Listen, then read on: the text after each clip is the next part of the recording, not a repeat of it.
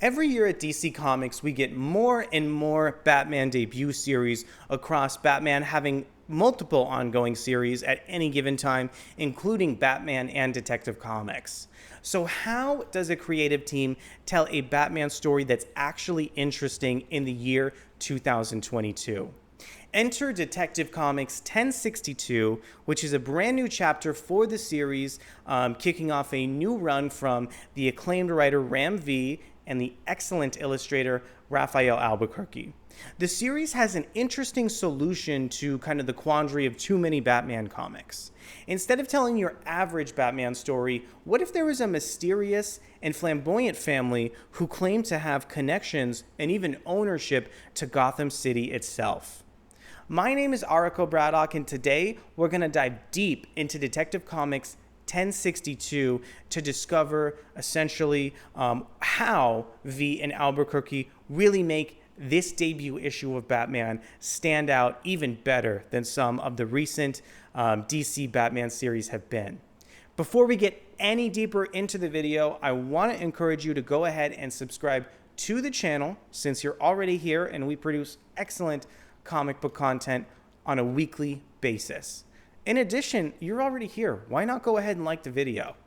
Thank you so much for standing by during the housekeeping, and let's go ahead and check out the interior pages from Detective Comics. So here is a look at the first cover for the series, which is drawn by Evan Cagle. Really fantastic cover, really establishing kind of the horror elements of this Batman comic. And the issue actually starts off with a look at this gothic opera that the marketing material for this new Batman run has been teasing for a long time. I wanted to take a look at some of the interior pages because you really get the chance to see how great Rafael Albuquerque is at composing each individual page of the series and just how detailed some of Albuquerque's artwork can be. In addition, this series is colored by one of the best colorists at DC Comics, period, Dave Stewart. If you take a look at this page, there's so many beautiful undertones and shadows that really highlight some of the psychological horror that Ram V is looking to bring to Detective Comics. So it's great to see that this artistic team is really great at implementing V's vision throughout the series. And this kind of debut story is called Gotham Nocturne Overture Part 1. The issue kind of starts off with this creepy opera scene and really transitions over to Bruce Wayne. Throughout this whole issue, Bruce Wayne has this sort of like Hitchcock dialogue with himself where he is so afraid and kind of scared of some of his surroundings. And what we learn is that some of these mysteries surrounding the comic and surrounding why Bruce Wayne is so afraid of his surroundings actually stem from the fact that this other family who claims ownership of Gotham, called the Orghams, and forgive me if I didn't pronounce that right, are about to essentially come into Gotham. There's even mention of this scary family saying that they want to rebuild their legacy. There's numerous different Orghams introduced in this issue. The main one that we meet is Arzin, who is going to Gotham City very soon.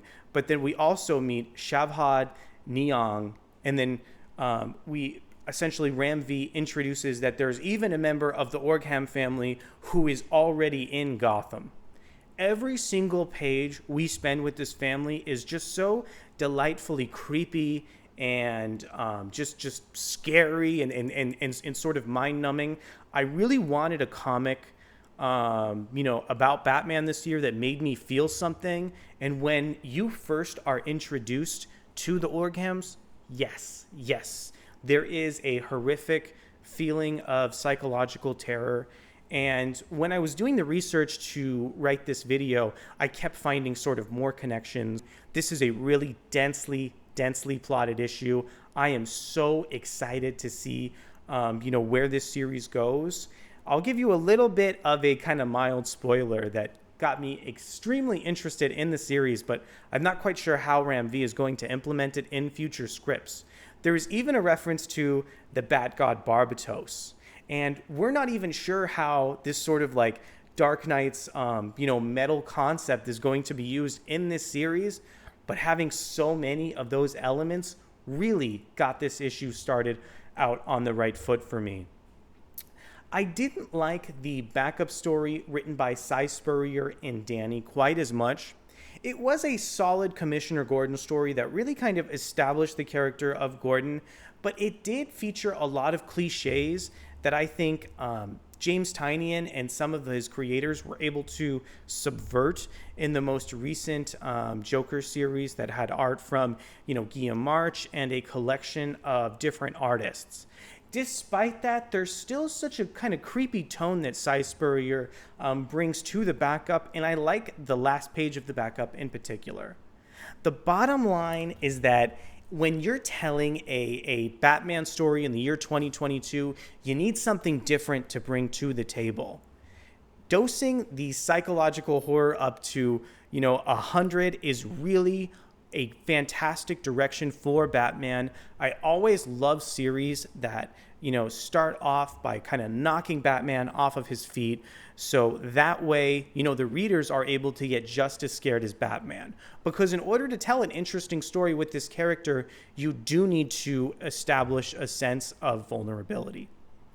I want to thank you so much for coming to the video today.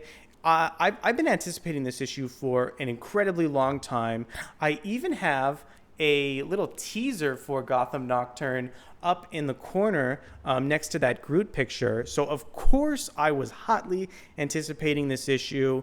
It really took me going back through the issue a second time to be able to parse out everything that was going on. So if you read it one time and you're underwhelmed, I really would encourage you to kind of go back with like a fine-tooth pen and really see where the plotting is, because this is kind of really hardcore, dense, and a commendable Batman script with wonderful, wonderful art as well.